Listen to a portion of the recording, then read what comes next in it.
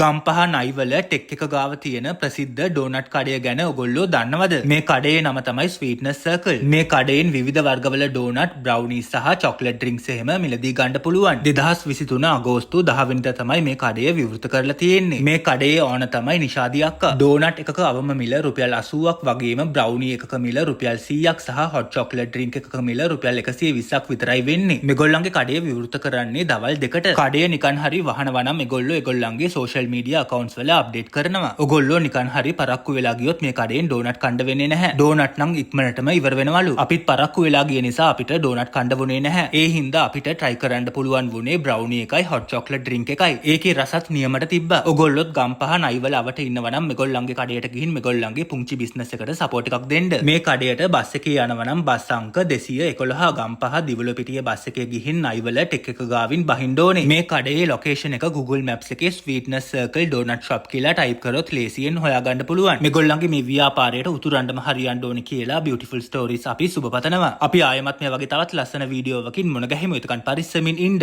ජය වේවා.